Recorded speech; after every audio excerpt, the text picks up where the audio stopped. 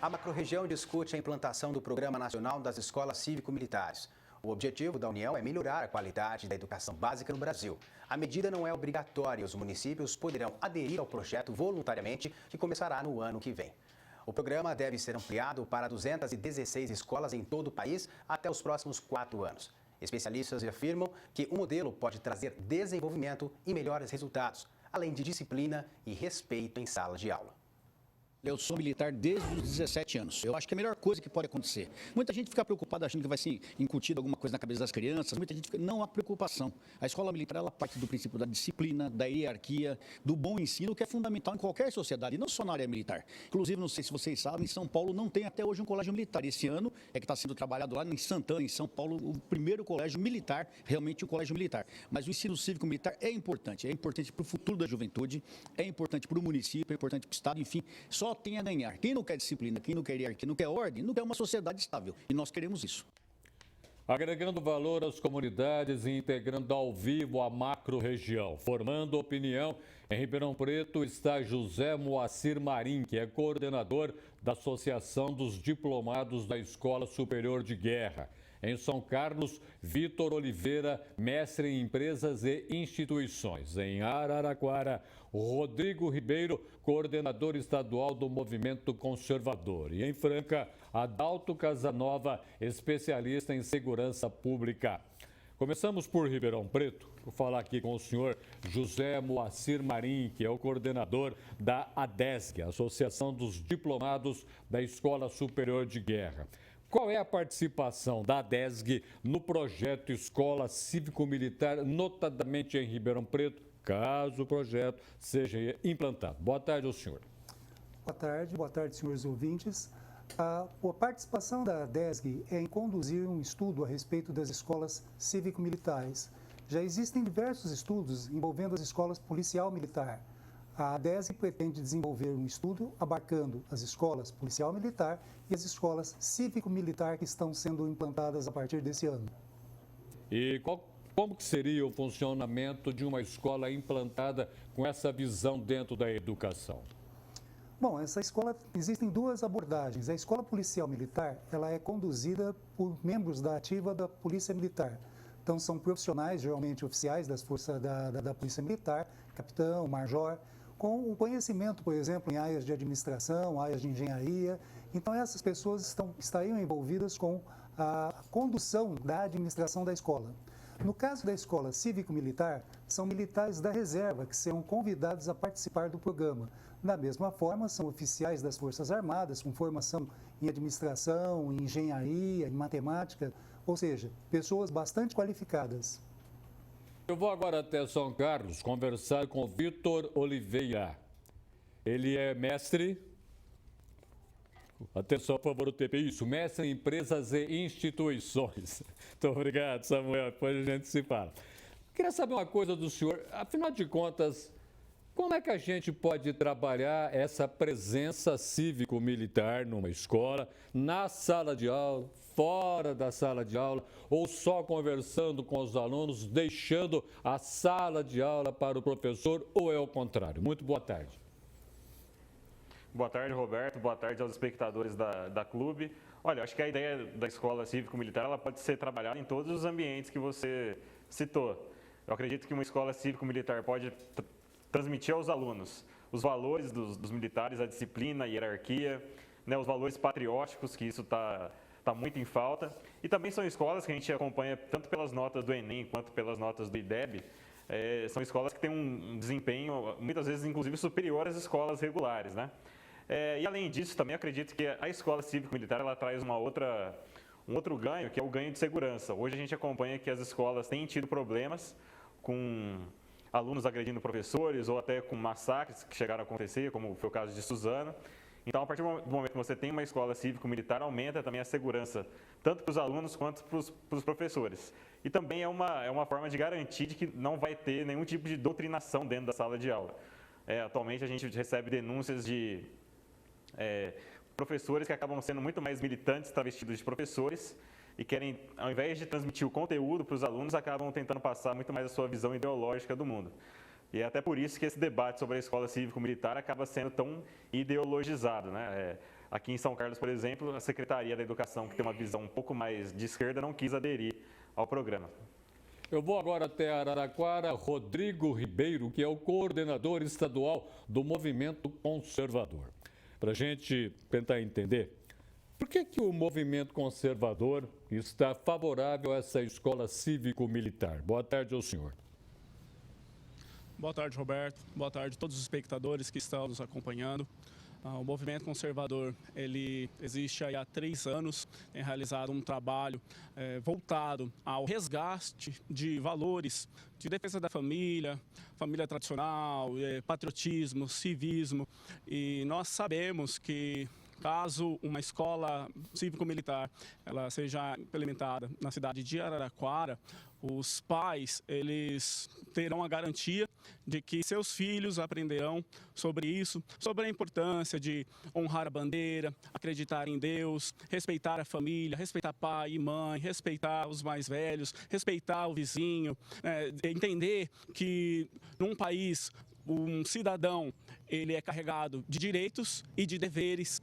E o Movimento Conservador, ele endossa esse programa cívico-militar que foi proposto pelo presidente da República, Jair Messias Bolsonaro. E eu gostaria de ressaltar que no estado de São Paulo, a bancada do PSL, ela também tem realizado um trabalho frente ao governador João Dória, pedindo para que o governador ele implemente também esse modelo nas escolas estaduais. Gostaria de ressaltar aqui também que o comando da Polícia Militar declarou apoio a uma indicação que o deputado estadual Douglas Garcia fez, pedindo para que as escolas piores avaliadas no Saresp recebam esse tipo de modelo para ajudar aí tanto a diminuir casos de violência como também de evasão escolar. Boa Franca, agora Adalto Casanova, que é especialista em segurança pública. Fica uma dúvida que a gente queria entender. Por que os municípios estão aderindo à escola cívico-militar quando a gente pensa em segurança pública? Não estariam os municípios que aderirem deixando essa segurança pública fora da responsabilidade deles? Boa tarde ao senhor. Boa tarde, professor, telespectadores, colegas participantes, equipe técnica. A questão da segurança pública, ela afeta diretamente a sociedade. E as escolas são um ponto de convergência dos interesses da família, dos interesses da sociedade e do Estado. E esse programa visa dar apoio aos docentes, que, como o colega disse anteriormente, hoje têm sido vítimas de agressões e ofensas.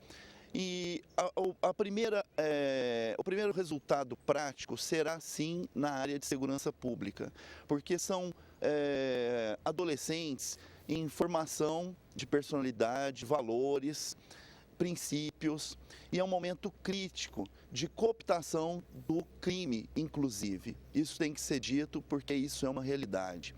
E nas escolas onde já existe esse modelo, embora ainda não amparados institucionalmente pelo MEC, nós já temos em torno de 200 escolas nesse modelo espalhadas pelo Brasil, tem havido uma procura pelos pais muito grande, porque, como o colega disse anteriormente também, hoje nós vemos um desfacelamento de valores e princípios que afeta grandemente a nossa juventude. Então, nós percebemos que isso não é imposição de um projeto de cima para baixo, nós percebemos que isso reflete os anseios de uma sociedade. E se você pensar na sua própria vida pessoal, individual, se você não impor certas disciplinas, você não alcança seus objetivos. O que dirá se nós vivermos, como vivemos de fato, em sociedade, onde temos que nos respeitar e termos direitos e deveres, limitações. Então eu acredito muito nesse projeto, acredito que inclusive a implantação de 216 escolas em nível federal vai ficar aquém da pretensão e dos anseios da sociedade. Volto a Ribeirão Preto conversar com o senhor José Moacir Marim, que é coordenador da ADESG, Associação dos Diplomados da Escola Superior de Guerra. A ADESG tem pensadores, tem teóricos, tem livros publicados, fala muito em geopolítica e discute todo um contexto da América Latina, do mundo e o Brasil inserido nisso daí. No seu entendimento, tudo isso que ela produz de pensamento de homens intelectualizados, isso daí chega também para as escolas ou o que nós vamos ver na escola cívico-militar é um pouco mais de disciplina externa à sala de aula? Não, na realidade, a DESG realiza estudos extremamente importantes. Só para você ter uma ideia, a ideia da escola cívico-militar, ela nasceu de um TCC, de um curso da DESG, envolvendo um coronel da Polícia Militar, que fez um trabalho a respeito das escolas policial-militar, que existem desde a década de 1950. As escolas policial-militar, elas têm representado um sucesso imenso no Brasil. Em 2018 eram 152, em 2019 já são 203. Então, em todas essas situações, a escola agregou muito valor, a mudança para esse tipo de ensino agregou muito valor à escola. As notas do IDEB melhoraram, o comportamento dos alunos melhoraram, então isso é extremamente importante. Os colegas usam muito a palavra disciplina. Eu gostaria de lembrar, como educador também, que na realidade o mais importante que nós estamos resgatando na realidade seria o respeito. Respeito do aluno ao professor, respeito do professor ao aluno, respeito entre os alunos. Então, esse tipo de escola é fundamental para que as pessoas possam ter uma empatia maior umas com as outras. Com relação ao entorno, sem dúvida nenhuma, na medida que você melhora o entorno da escola, na medida que você... Porque não existe vácuo de poder. Se o Estado se afasta, o crime se aproxima e domina.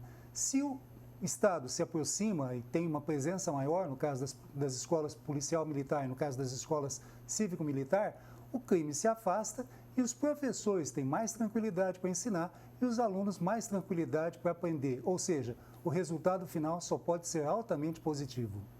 Boa, São Carlos. Agora, Vitor Oliveira, mestre em empresas e instituições. O senhor conhece muito bem o que é uma instituição, muito bem o que é uma empresa. Uma educação cívico-militar dentro de uma escola caminha para que lado, afinal de contas?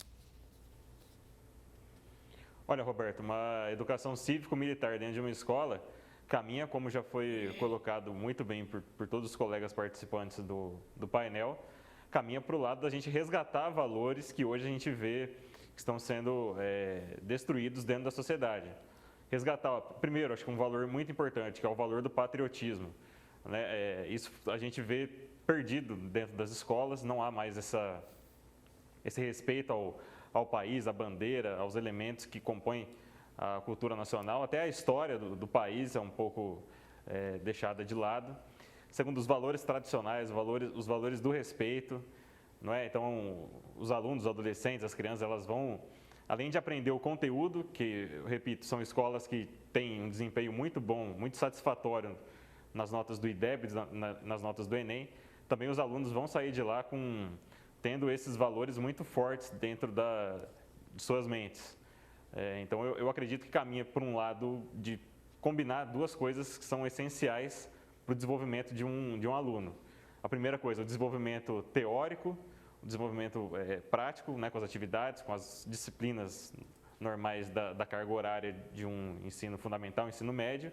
E, por outro lado, esse desenvolvimento humano, que é colocar o aluno em contato com esses valores patrióticos, com esses valores morais, que são muito fortes no Exército Brasileiro. Boa, Araraquara. Agora, Rodrigo Ribeiro, coordenador estadual do Movimento Conservador. Para a gente se situar. Há uma grita muito grande em qualquer prefeitura que a situação está muito difícil, não tem dinheiro. Há uma grita maior ainda dessas prefeituras porque vai colocando mais peso em cima delas na hora de tratar da educação, na hora de tratar da saúde e até da segurança. Uma pergunta se faz necessária. Quem é que vai financiar a escola cívico-militar? Muito boa pergunta, Roberto. O programa de implementação de escolas cívico-militares proposto aí pelo presidente da República, né, que foi colocado no dia 5 de setembro, ele permite que as escolas que forem contempladas por esse programa recebam anualmente R$1 milhão. Então, a prefeitura, ela só entra com o prédio, com a escola, dentro dos pré-requisitos que estão dentro do programa de escola cívico-militar, ou seja, escolas em situação de vulnerabilidade social, que estão com baixo rendimento, conforme o índice do IDEB, e ela só precisa criar essa parceria com o governo federal. Então, em muitos casos, até como um dos nossos colegas comentou anteriormente, o que a gente nota é que não há um interesse desses governos, né? No caso aqui de Araraquara, nós temos uma administração que ela tem alinhamentos com a esquerda. E você implantar uma escola cívico-militar que diz que vai defender resgate de valores morais, patriotismo, respeito às instituições, é uma confrontação, é uma afronta a planos, ideias, ideologias que motivam esses governos e esses administradores. Então a gente percebe que a maior justificativa, né, acaba não sendo a orçamentária, e sim a ideológica. Isso daí nos deixa completamente tristes, frustrados, porque se você for lançar uma pesquisa de opinião pública em qualquer cidade das 4 que estão sendo citadas aqui, todas elas podem ter certeza que darão uma opinião de 80% a mais a favor de uma implantação de uma escola cívico-militar. Volto a Franca, Adalto Casanova, especialista em segurança pública. A escola cívico-militar, ela deve ser implantada, afinal de contas, em quais regiões das nossas cidades, da nossa macro-região? Estão com a violência para tudo quanto é lado. Como é que dá para escolher isso? O programa diz que, preferencialmente, aquelas escolas que se habilitarem, que estejam em maior vulnerabilidade social, região de maior vulnerabilidade social e com menores índices de rendimento escolar. Este é o perfil básico. Normalmente, em todas as cidades, esse perfil de escola está nas periferias, é onde as famílias, a sociedade e principalmente o corpo docente e administrativo da escola sofrem mais para colocar os seus programas curriculares, pedagógicos em desenvolvimento. Então, este é o perfil básico trazido pela redação do programa. Nada impede que haja uma expansão. E como eu disse anteriormente, eu acredito que, de acordo com os anseios da sociedade, vai haver uma demanda maior e uma adesão maior de escolas nesse programa. E a tendência desse programa, por tudo que tem sido pesquisado, especialmente por especialistas, é que ele vai crescer. Volto a Ribeirão Preto. Deixa eu conversar de novo com o senhor José Moacir Marim, ele que é coordenador da ADESG, Associação dos Diplomados da Escola Superior de Guerra.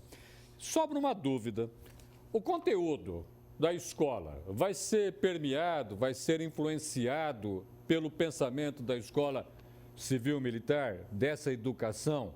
Nós vamos ter isso dentro da sala de aula ou a preocupação é fora da sala de aula, deixando para a direção das escolas pensar o conteúdo que vai ser dado para cada aluno na sala de aula? Gostaria do seu esclarecimento.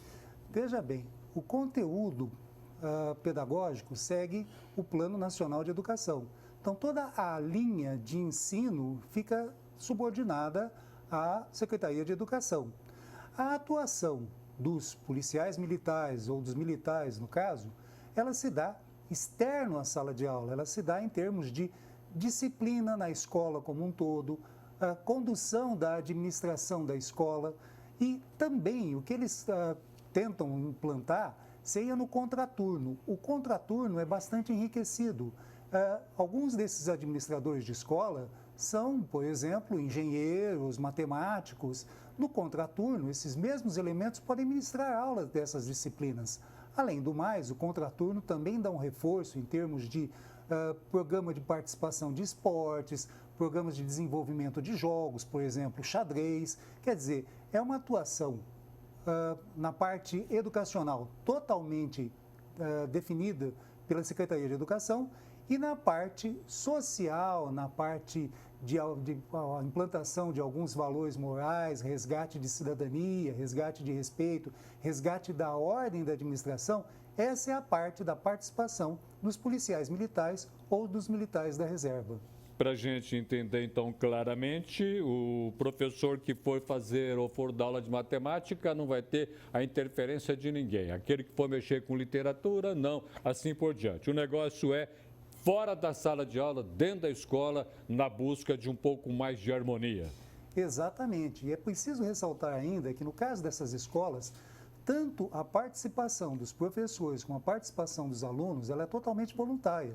Se numa escola ela é escolhida para a implantação desse programa, a escola, primeiro que a comunidade ao redor da escola é consultada se ela aceita o programa. E, em seguida, os professores da escola e os alunos são consultados se eles se sentem à vontade em permanecer naquela escola. Sendo da vontade deles, eles podem, inclusive, pedir transferência. O que a gente tem observado ao longo do tempo é que quando, por exemplo, um professor pede uma transferência de uma escola dessa, que teve uma implantação desse programa para outra escola, 5, 10, 20 professores de outras escolas pedem para ser transferidos para essa escola que se tornou uma escola policial militar ou cívico-militar. E o mesmo se aplica aos alunos. Quando há algum pedido de transferência, às vezes é preciso se fazer uma prova para selecionar entre 20 e 50 alunos para uma única vaga desse tipo de escola. Então, há um anseio muito grande, tanto por parte de alunos como professores, para poder trabalhar numa escola desse tipo. Integraram a macro-região na edição deste sábado do Jornal da Clube, em Ribeirão Preto, José Moacir Marim, coordenador da Associação dos Diplomados da Escola Superior de Guerra. Em São Carlos, Vitor Oliveira, mestre em empresas e instituições. Em Araraquara, o Rodrigo Ribeiro, coordenador estadual do Movimento Conservador. E em Franca, Adalto Casanova, especialista em segurança pública. Confeito, debate da Escola Cívico-Militar está lançado. Ouvimos agora. É verdade, Roberto, mas de cara eu já concordo em gênero, número e grau com a primeira fala. Qual é a matéria-prima com que se faz ética? É respeito.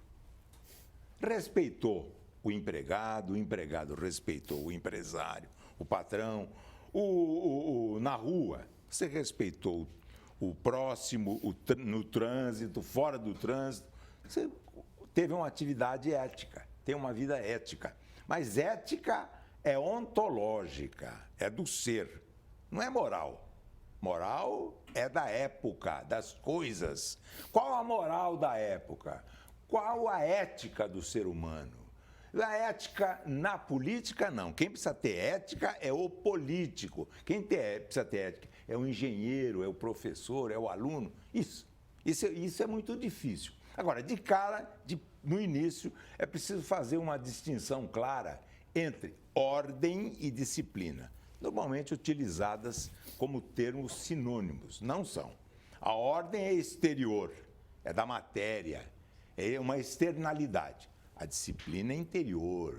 Tanto que quais as disciplinas que você estuda? Matemática, química, já é um nome que se dá a uma área profunda do conhecimento humano. Arte, ciência, filosofia, são disciplinas. Portanto, quando se vê na bandeira brasileira ordem e progresso, eu me lembro que já no tempo de estudante eu pensava, não, mas a ordem, quando é excessiva, mata o progresso.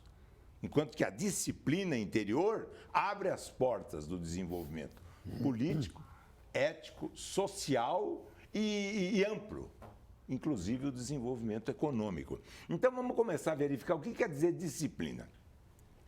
É um substantivo que vem do verbo latino dicere, quer dizer aprender. Aprendeu. Eu aprendo. Ego disco, em latim. E aí, substantivo, discente, o aluno, quer dizer, aquele que aprende. Discípulo, Cristo tinha discípulo. O que é um discípulo? É o que pensa com a cabeça do mestre. O discente, não. Por isso, já de cara, a gente começa a pensar assim. Ensinar, educar é ensinar a pensar. E não o que pensar. fazer a cabeça do aluno como é que eu quero. Não, eu ensino e dou as alternativas, dou liberdade para ele cometer os erros que ele queira cometer ele mesmo. Eu não quero discípulo, eu quero discente. Eu vi isso em aulas que eu dei durante 53 anos em graduação, em pós-graduação. Então, esse dado fundamental, discente, discípulo. E para aprender, nós precisamos de disciplina mental, interior, psíquica, na cabeça. E essa disciplina vem exatamente nessa área, na importância de se entender uma escola cívico-militar, desde que não se queira estabelecer na mente da pessoa um processo que deve ser individual, deve ser cada um pensar da maneira que queira. E essa liberdade é ampla e abre campo claramente para se entender a razão da escola cívico-militar. Nessa área, nós entendemos a importância do ITA, Instituto Tecnológico da Aeronáutica.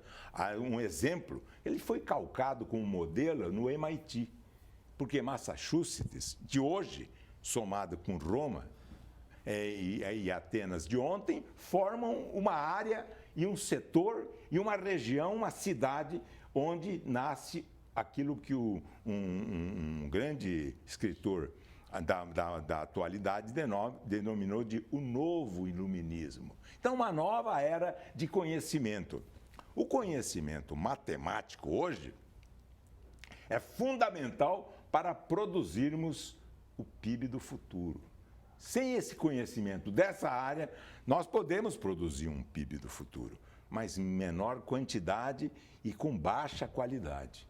Então, nós precisamos desenvolver esse respeito às opiniões contrárias. Isso é civilidade, de civismo. Civilidade é respeito às instituições, às autoridades, ainda que discordando. Porque o verbo disco tem, a palavra dissere, tem verbos para aprender: discordar, discorrer, discursar, discriminar e discernir. O que é discernir?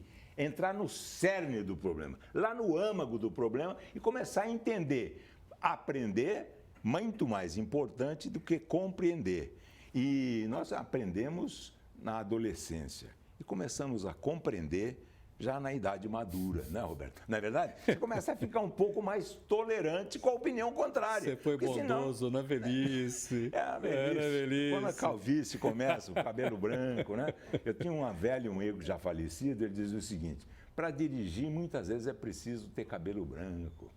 Responsabilidade, cães, nesse ponto fundamental. Então, nós temos que entender a importância, porque ensinar a pensar e não ensinar o que pensar. E uma escola, mais do que nunca, deve exalar sonhos e não criar pesadelos. E deve ser um local em que a pessoa se sinta à vontade, como os institutos de educação do passado. Mas elas devem começar sabendo que educação é uma soma de formação, que começa na família, e formatura. Formação é transmissão de valores.